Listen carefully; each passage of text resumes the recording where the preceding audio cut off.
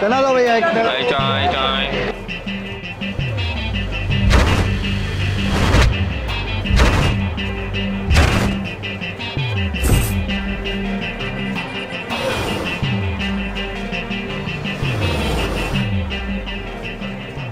चाय चाय ले लो, चाय गरम चाय। चला दो गरम। 2:30 बज गए, वो आते ही होगा। अगर खबर सही है तो शाम की आरती में सिर्फ 6 घंटे बाकी हैं। आई होप कि इंफॉर्मेशन सही है।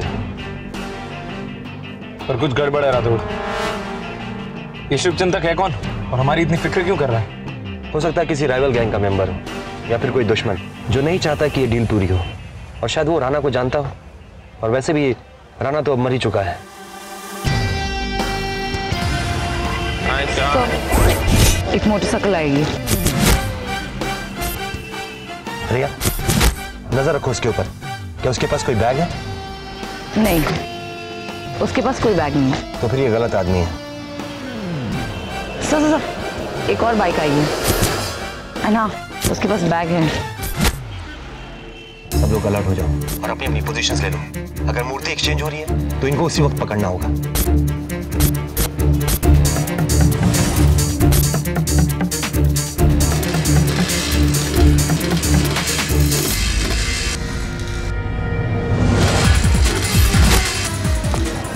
राउते, तुम उसके पीछे जाओ, मैं टैक्सी में आता हूं।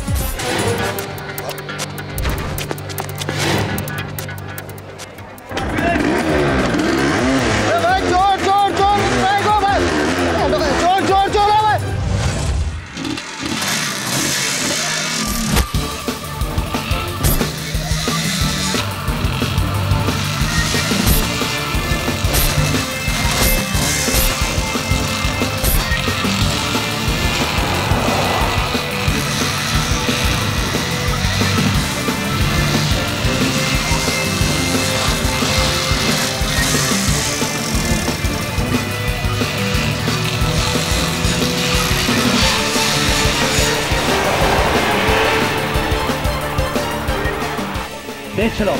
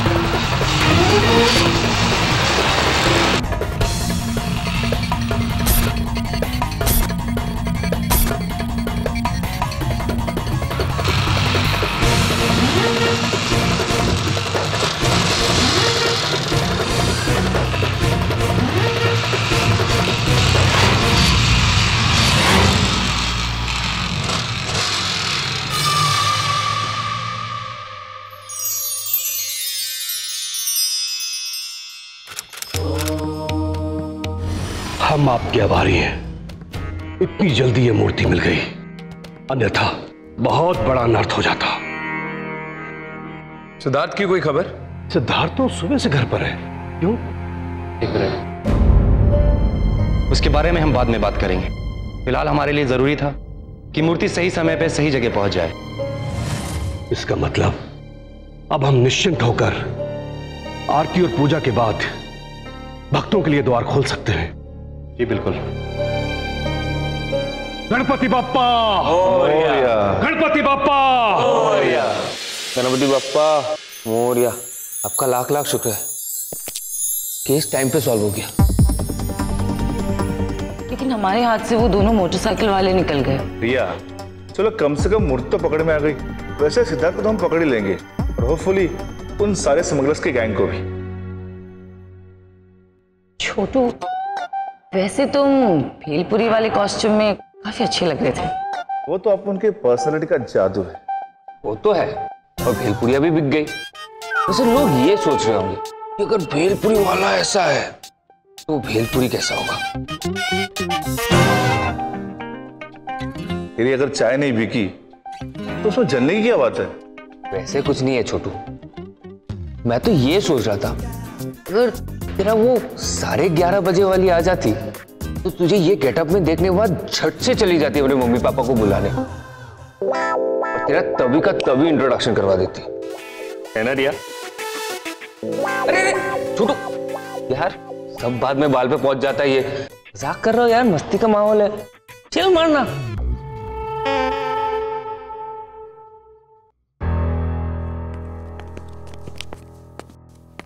श्री, आर्कियोलॉजिकल सोसाइटी में फोन लगाओ और उन्हें गणपति की मूर्ति की सारी इंफॉर्मेशन दो। Okay sir. क्यों? कितनी बार एक ही बात समझानी पड़ेगी छोटू? ये मूर्ति देश की धरोहर का एक बहुत ही अहम हिस्सा है और इसकी असली जगह है आर्कियोलॉजिकल सोसाइटी। पर सर वहां पे तो पूजा। आर्कियोलॉजिकल सोसाइटी से रिक्वेस्ट कर लेंगे श्री कि एक दिन के लिए मूर्ति वो मंदिर में ही रहने दे ताकि भक्तों की भीड़ उत्तेजित ना हो, और उसके बाद ये मूर्ति अपनी असली जगह पे जाएगी, archaeological society. Is that clear? बस सर।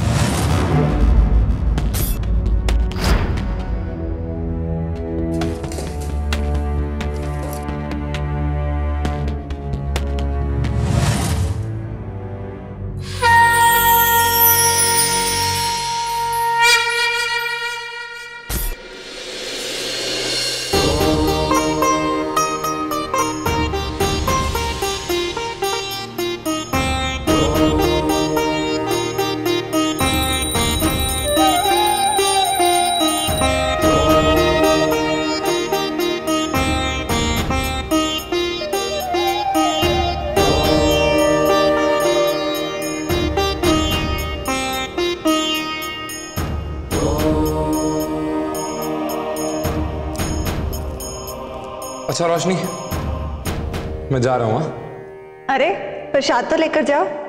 केस के लिए लेट हो रहा हूँ रोशनी, रात को खा लूंगा। आज शुभ दिन है, अगर प्रसाद खाकर जाओगे तो तुम्हारा केस भी जल्दी सॉल्व हो जाएगा। रोशनी, केस भगवान और भक्ति से सॉल्व नहीं होता, दिमाग और सोच से सॉल्व होता है। कुछ दिन रुक जाओ ऐसी पिरावते, फिर तुम भी भगवान और भक्ति को मानने लगोगे।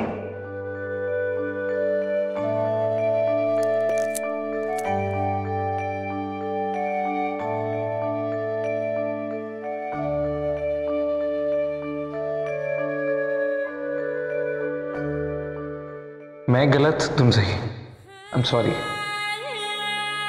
मानता हूं भगवान होते हैं, वरना मुझ जैसे लड़के को तुम जैसी लड़की कैसे पसंद कर लेती?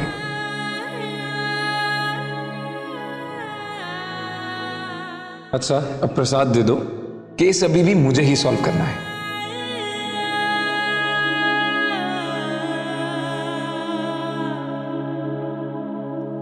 अरे भगवान को प्रणाम तो करते जाओ।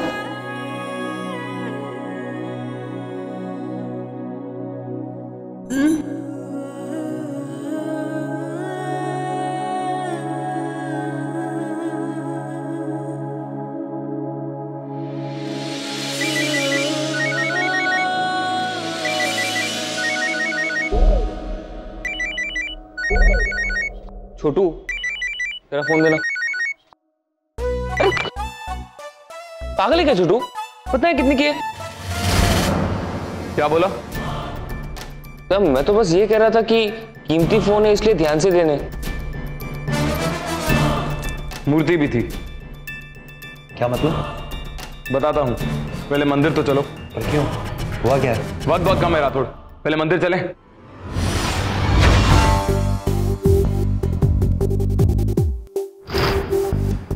You're right, sir. कुछ तो प्रॉब्लम नहीं। मटेरियल डेंसिटी डिफरेंस है सर, ओरिजिनल मूर्ति सर। सोचो राठौड़, अगर तुम्हारे पास तुम्हारे बैग में एक $13 करोड़ की मूर्ति है, तो क्या तुम उस मूर्ति को उतनी लापरवाही से किसी और को पकड़ाते जैसे उन बाइक वालों ने किया? एक हाथ से दूसरे हाथ में वो मूर्ति ऑलमोस्ट फेंक दी। अगर वो मूर्ति जमीन पे गिर के टूट जाती तो? हम ऐसी अदला बदली कभी नहीं करते, क्योंकि हम जानते हैं कि जब एक कीमती चीज एक हाथ से दूसरे हाथ में दी जाती है तो बहुत ही संभाल के और सावधानी के साथ दी जाती है, ताकि किसी भी तरह की कोई हानि उस कीमती चीज को ना पहुंचे। पहले फोन पे टिप ऑफ, फिर इतनी लापरवाही से मूर्ति की अदला बदली, और सबसे इंपॉर्टेंट चीज, उस मोटरसाइकिल वाले ने इतने आराम से मेरे हाथ में मूर्ति कैसे आने दी? सब ड्रामा था, ये दिखाने के लिए कि हमें असली मूर्ति हाथ लग गई। तो क्या ये मूर्ति नकली है? उन्होंने जानबूझ के हमें बहकाने के लिए सब किया, ताकि उन्हें मूर्ति ढूंढने के लिए कुछ वक्त मिल जाए और हमारा वक्त जाया हो जाए। असली मूर्ति अभी भी कहीं ना कहीं किसी ना किसी के पास तो जरूर है। कृपया करके असली मूर्ति ढूंढ लीजिए, क्योंकि महाआरती का समय शुरू होने में सिर्फ 4 घंटे बाकी। पर अब हम वो मूर्ति ढूंढेंगे कैसे? वो कहीं भी हो सकती है। हमें जितना पता है हमें वहीं से शुरुआत करनी है। अगर राणा ने ये मूर्ति चोरी करवाई थी तो जाहिर सी बात है इसका खरीदार भी होगा, और अगर खरीदार है तो राणा ने उससे बातचीत भी जरूर की होगी। श्री, राणा का एक मोबाइल मिला था, पता करो उसके अंदर से कुछ इंफॉर्मेशन मिलती है क्या? कोई भी क्लू? Okay sir.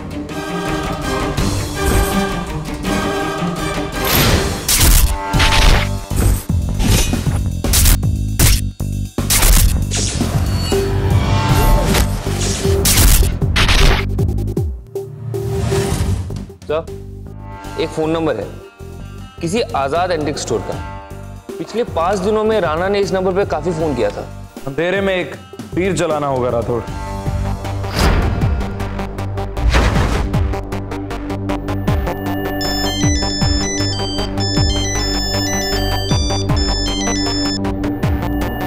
हाँ राणा, मूर्ति अभी नहीं सर, लेकिन काम चालू है। काम चालू है? कौन बोल रहा है? सर मैं राणा सर के लिए काम करता हूँ। उन्होंने कहा है कि आपको फोन करके बता दूं कि काम चालू है। बेवकूफ है राणा, उससे कहो खुद ही मुझे फोन करे। तुमसे फोन करवाने का क्या मतलब? धंधे का पहला उसूल ही भूल गया क्या? तीर निशाने पे लगा है। राणा इसी आदमी को मूर्ति बेचने वाला था। तो चल के उसको पकड़ते हैं। नहीं, ये इतना आसान नहीं होगा। हमारे पास इसके खिलाफ कोई ठोस सबूत नहीं है, और ये चोरी का सामान अपनी दुकान में तो रखता नहीं होगा। हमें इसे रंगे हाथों पकड़ना होगा ताकि इसका सारा खेल खुल जाए और ये सच बोलना शुरू करे।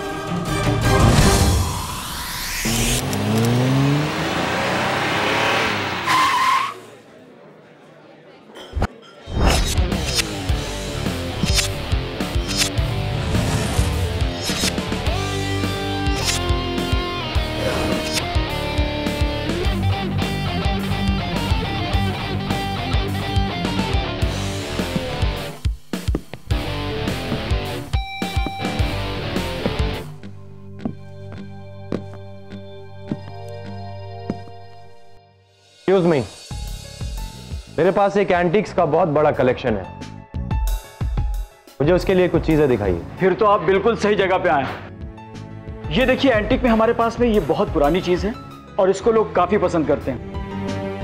नहीं ठीक है, मैं आपको दूसरी दिखाता हूं। ये मूर्ति भी काफी एंटीक है, बहुत पुरानी है, इसकी भी बड़ी डिमांड। मुझे लगता है कि आपको नहीं, ठीक है ओके। ये काफी एंटीक है और बहुत पुरानी, बड़ी नायाब चीज है। अगर आप चाहें तो। बच्चा नहीं हूं मैं, खिलौने इकट्ठा करने का शौक नहीं है। कुछ ऐसा दिखाइए जिससे मैं बाहर के देशों में बेच के कुछ माल कमा सकूं। क्या बकवास कर रहे हैं आप? उस तरह की चीजें हम नहीं रखते, किसी ने गलत बताया होगा।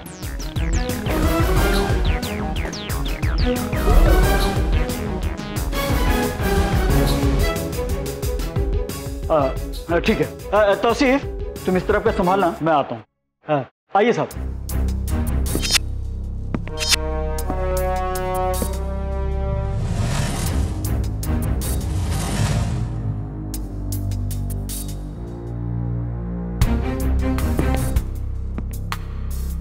हम भी कलाकार हैं, हमारी भी कलाकारी देखिए। असली सामान तक पहुंचने का दरवाजा हमने खोल दिया।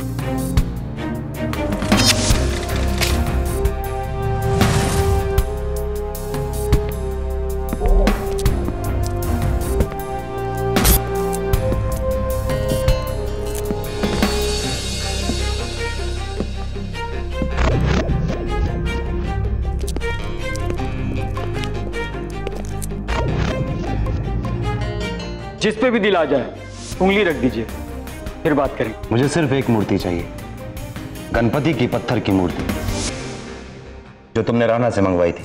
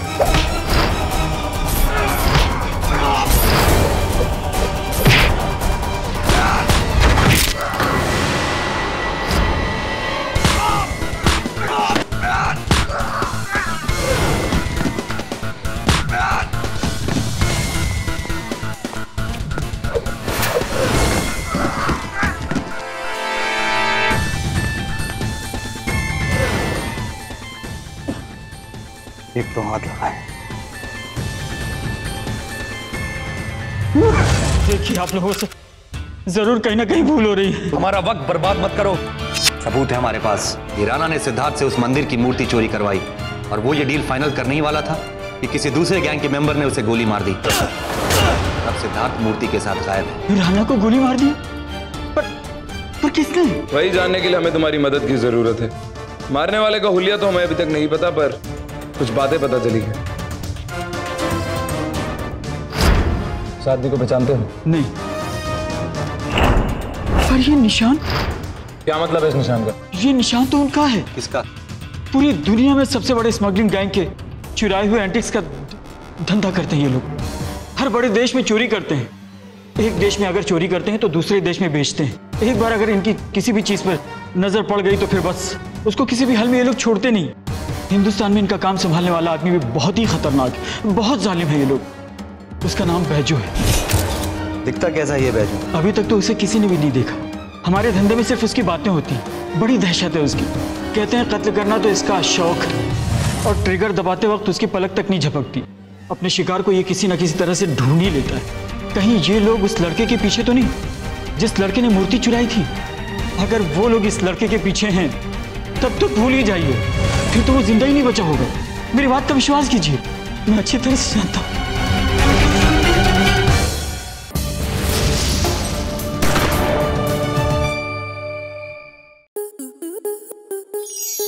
स्टार प्लस के ऐसे ही और बेहतरीन लम्हे देखने के लिए सब्सक्राइब करें हमारे YouTube चैनल को।